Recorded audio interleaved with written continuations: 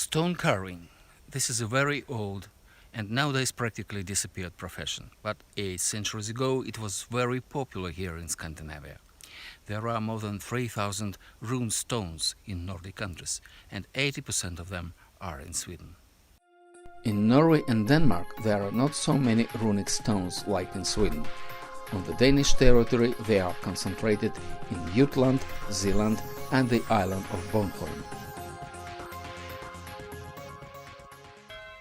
Bornholm is a small nice place in the Baltic Sea with a very long history.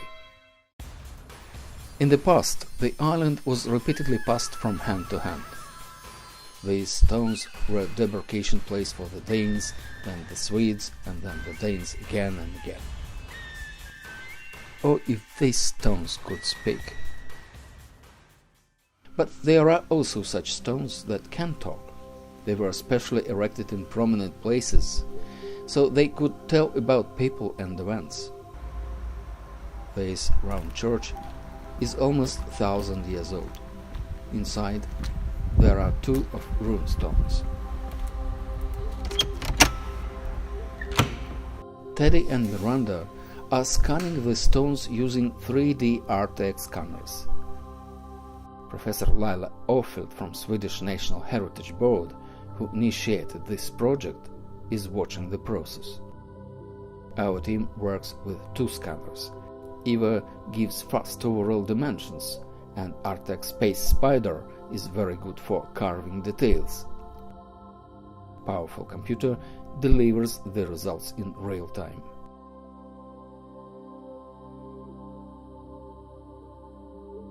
Runic alphabet, also known as Futhark, was invented specially for carving. It looks like secret characters, but there is nothing hidden. All runic texts are decrypted. Kobe Sven set up this stone after his son Bosse, the good man, who was killed at Udlenge. May God and Saint Michael help his soul. It's written on this stone. Most of the monuments were erected in commemoration of dead relatives. We don't know who was Kobe Sven, neither about his son. Even a battle near Udlenge is not known from the other sources.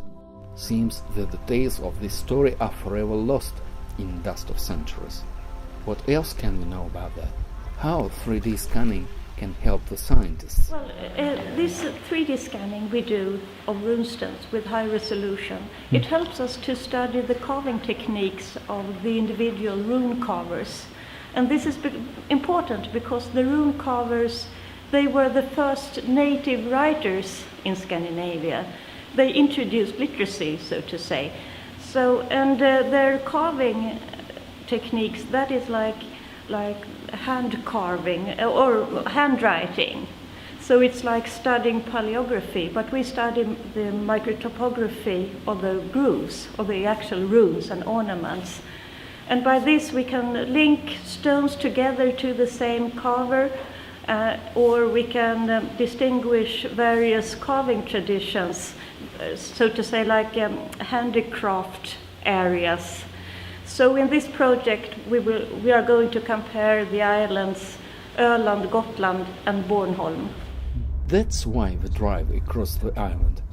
Laila wants to know more about stone calligraphy in a hope to identify the carvers. The unpredictable Baltic weather is trying to interrupt our next scanning.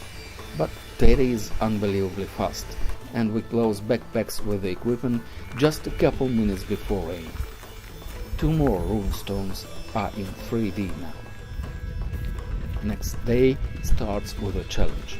The height of this giant is more than 2 meters. But it is not all. Scanners are not happy with the bright sun, so both Teddy and Miranda have to create a shadow. I think that Miranda does it better.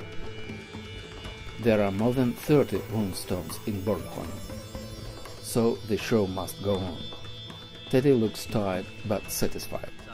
With this large object, it's difficult to, capture all the surfaces for something as big as 2.5 meters. To scan this with a field of view of the Space Spider, you have to imagine that you're only scanning this much at a time.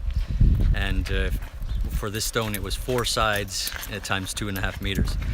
Was it really the biggest object you have scanned?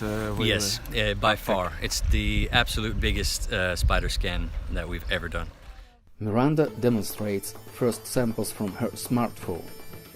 And on my back way to Sweden, I think that this is amazing, that modern technologies open the doors to the past.